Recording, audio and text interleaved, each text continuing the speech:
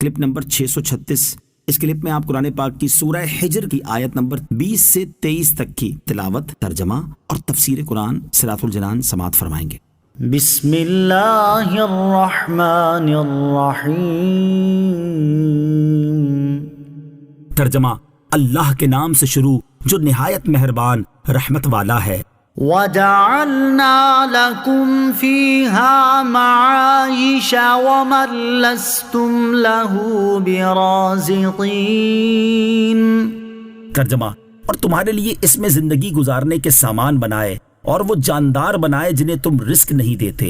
وَجَعَلْنَا لَكُمْ فِيهَا مَعَايِشَ، اور تمہارے لیے اس میں زندگی گزارنے کے سامان بنائے۔ اس آیت کا ایک معنی یہ ہے کہ ہم نے تمہارے لیے زمین میں زندگی گزارنے کے سامان بنائے اور تمہارے لیے وہ جاندار پیدا کیے جنہیں تم رزق نہیں دیتے بلکہ اللہ عز و جل رزق دیتا ہے۔ دوسرا معنی یہ ہے کہ ہم نے تمہارے لیے اور ان جانداروں کے لیے زمین میں زندگی گزارنے کے سامان بنائے جنہیں تم رزق نہیں دیتے۔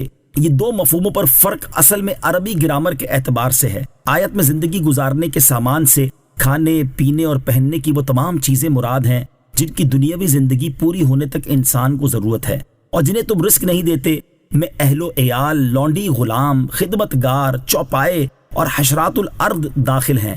ان کے بارے میں لوگ یہ گمان کرتے ہیں کہ وہ انہیں رزق دیتے ہیں۔ یہ لوگوں کی غلط فہمی ہے، کیونکہ اللہ تعالیٰ ہی انہیں اور انہیں سب کو رزق دیتا ہے۔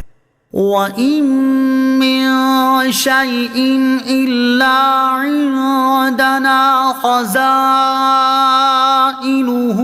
وَمَا نُنَزِّلُهُ إِلَّا بِقَدَرٍ مَّعْلُومٍ۔ ترجمہ، اور ہمارے پاس ہر چیز کے خزانے ہیں اور ہم اسے ایک معلوم اندازے سے ہی اتارتے ہیں۔ وَإِن مِّن شَيْءٍ إِلَّا عِندَنَا خَزَائِنُهُ، اور ہمارے پاس ہر چیز کے خزانے ہیں۔ اس آیت میں شے سے مراد ہر وہ چیز ہے جو ممکن ہو اور خزانے سے مراد قدرت اور اختیار ہے۔ آیت کا خلاصہ کلام یہ ہے کہ تمام ممکنات اللہ تعالیٰ کی قدرت کے تحت داخل اور اس کی ملک میں ہیں۔ وہ انہیں جیسے چاہے عدم سے وجود میں لے کر آئے، اور ممکنات میں سے جس چیز کو اللہ تعالیٰ وجود عطا فرماتا ہے اسے اپنی حکمت اور مشیت کے تقاضے کے مطابق معین مقدار کے ساتھ وجود عطا فرماتا ہے۔ وَأَرْسَلْنَا الرِّيَاحَ لَوَاقِحَ فَأَنزَلْنَا مِنَ السَّمَاءِ مَاءً فَأَسْقَيْنَاكُمُوهُ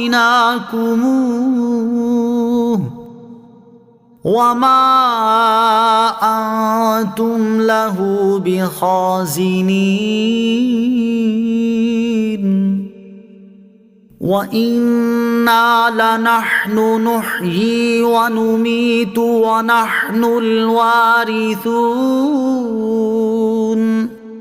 ترجمہ، اور ہم نے ہوائیں بھیجیں جو بادلوں کو پانی سے بھر دیتی ہیں، تو ہم نے آسمان سے پانی اتارا، پھر ہم نے وہ تمہیں پینے کو دیا اور تم اس کے خزانچی نہیں ہو، اور بے شک ہم ہی زندہ کرتے ہیں اور ہم ہی مارتے ہیں اور ہم ہی وارث ہیں۔ وَأَرْسَلْنَا الرِّيَاحَ، اور ہم نے ہوائیں بھیجی۔